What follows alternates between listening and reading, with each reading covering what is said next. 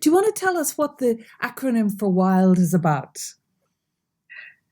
Yeah, it came from my own journey, and it kind of started as a connection to nature and observing nature in all of her forms and in all of her moods. And sometimes she can seem very quiet and subdued, and other times she's wild. And where we live, we have winds that they are quite interesting and challenging. And I am from Ireland, as I describe in the book, and when I was a child, used to visit areas like Donegal, and then we would go and see National Trust properties, which would be very tame, very manicured, very structured and manicured and just so, and they would be cared and tended, and they were very beautiful.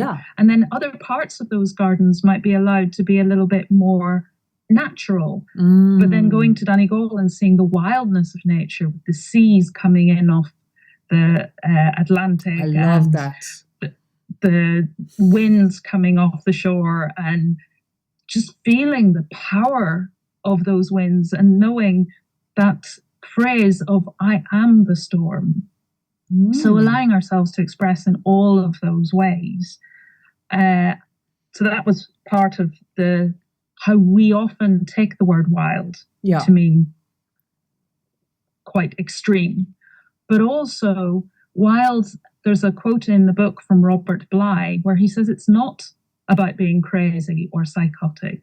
It's about a freedom to express ourselves, and some other great points that he makes as well. But wild the acronym actually stands for wonder, intuition, loving ourselves, and dancing with life.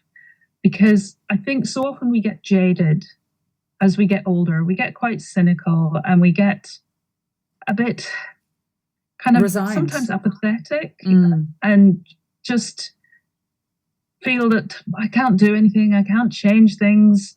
This is just how it is, and I just have to accept it, and I'm not comfortable with it.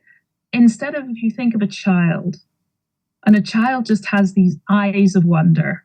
It's also sometimes described as beginner's mind, where they just want to know, why is the sky blue? What's a rainbow? Why does this do that? And why does that look like that? And all of these questions. And sometimes as adults, we get a bit fed up with that, and we get a bit frustrated. These children just, why? But when we can go back to that, just everything is awesome. Everything just makes you light up and want to know more. And that sense of curiosity and excitement. So that's all part of the wonder. And then intuition, listening to our bodies. Our bodies are very, very wise biological systems. They know what they're doing. Biological? I never thought of it like that. That's good. Yeah. In the book, I break up words quite often because we look at them differently. And it's all about our language, our inner language, how we express ourselves, how we talk to ourselves, because that forms our thoughts, which shapes our beliefs, which creates our filters, which determine our experience in the world. Yeah. But intuition is getting back to listening. We're so focused in our Western world of what goes on in our brain. But we have 3 brains, and we tend to ignore the other 2, the heart brain and the gut brain. And they have such a big role to play and can really guide us. They're our inner compass to help us know what is true for me. Because each one of us, we are individual, and we have our individual truth of what resonates for us, what lights us up, what leads us on, what takes us to who we were born to be. So intuition, tuning into and listening to and following our intuition, I think is a really huge step in that. Loving ourselves, both as we are and as we are not. Because there are so many things in society these days. I mean, you look at social media and there's such an image there of how we're supposed to be. Height, color, shape, everything. What is the ideal? And I guess it's always been this way in art, because you look at the shape of like the female form and how it's portrayed over the centuries in art, and how it changes, and what the ideal was, and how that changes over the centuries. But now, because of social media, it's in our face 24/7, 365. So I know some areas of that are changing now, which is great, and we're getting much more open and inclusive, and we've got greater diversity. But still, there is an image of, the blonde, curvy female that you might have seen in Disney movies. Again, they're getting away from that now, but there's still a sense of that. Of who you should be, the ideal woman. That horrible word, should. So that concept that's probably still in a lot of people's subconscious and unconscious. So we then like or dislike things about ourselves because we feel this fits that image or it doesn't. And for most of it probably doesn't go very close to that image. So then we might think, oh, but I should, as you say, should be like this, or I shouldn't be like that.